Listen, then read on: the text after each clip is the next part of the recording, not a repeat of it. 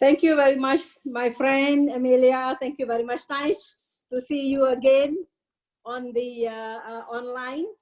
And dear partners, dear friends, a very good morning, good afternoon, good evening to all of you wherever you are in the world.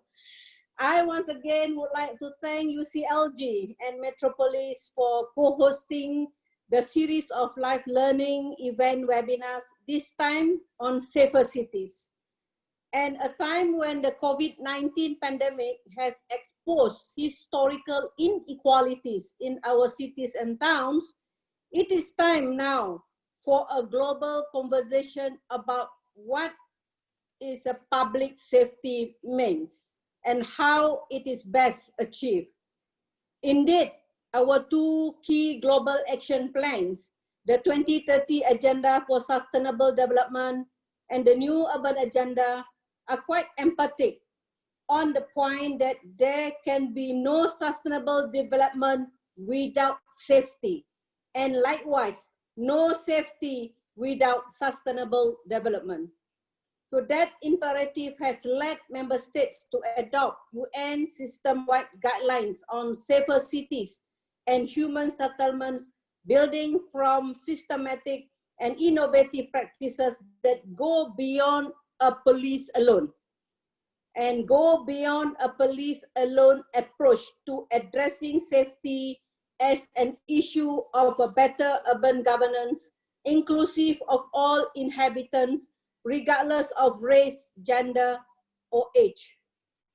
Our work on safer cities over the past 25 years has proven that local governments have a distinct role in coordinating safety intervention at the local level, in collaboration with other spheres of governments and in partnership with private sectors, civil society organizations, women and youth grassroots movement, research institutions, and academia.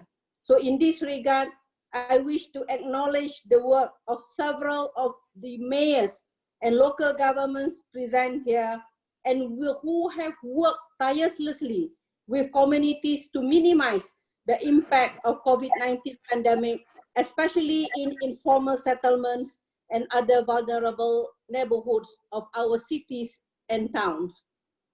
Over the past week, millions of people around the world have united in peaceful protests to speak out against injustice, inequality, racism, and structural discrimination in cities and urban settings around the world.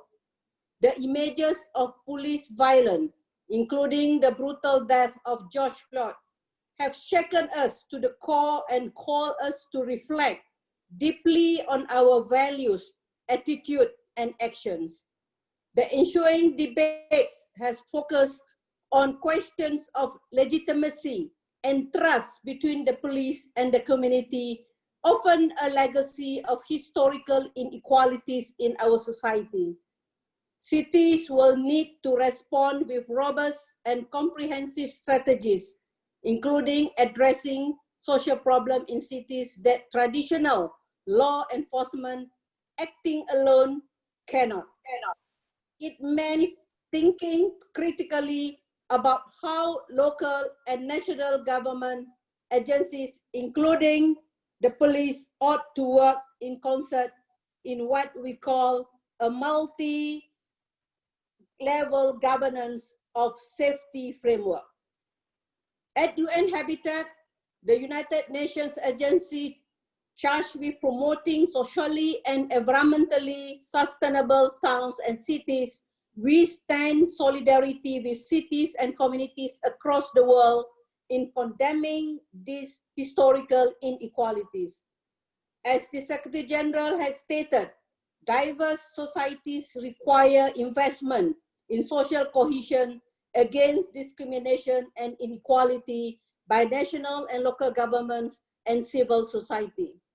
Cities and governments are confronting change and seizing the opportunity to prioritize respect for diversity and inclusion as a common good and shared responsibility.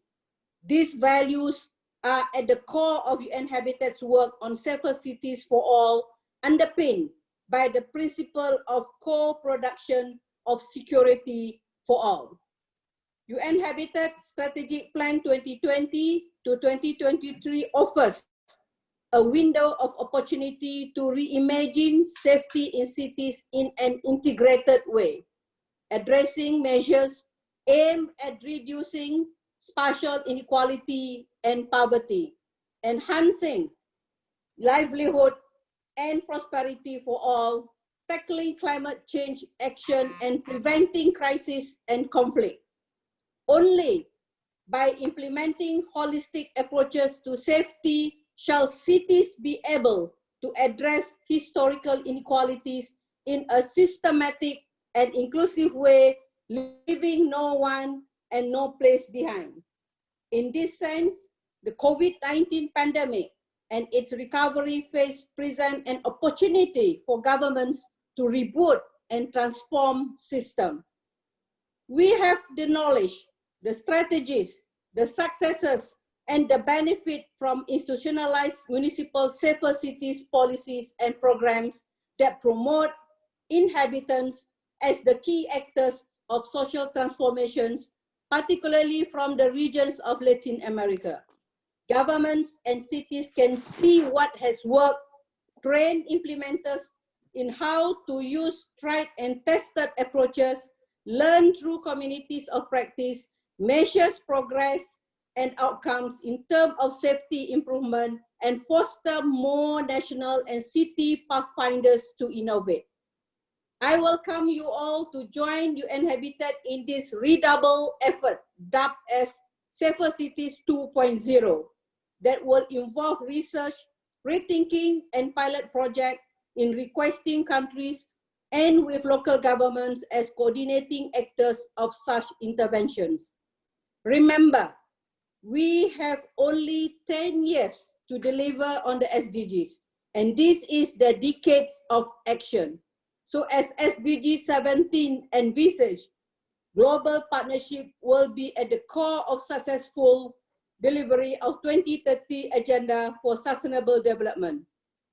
In this regard, I would like to recognize and thank our sisters UN agencies, UN Women, UNODC, UNICEF, and UNESCO, who have signaled their interest to implement joint programming action with United Nations on safer cities in several cities worldwide, building on the evidence of what has worked and not worked. In the next week, UN Habitat will be launching an annual community-driven 40 Days Safer Cities Challenge that aims at mobilizing local governments and communities to action buildings on the UN system-wide guidelines on safer cities.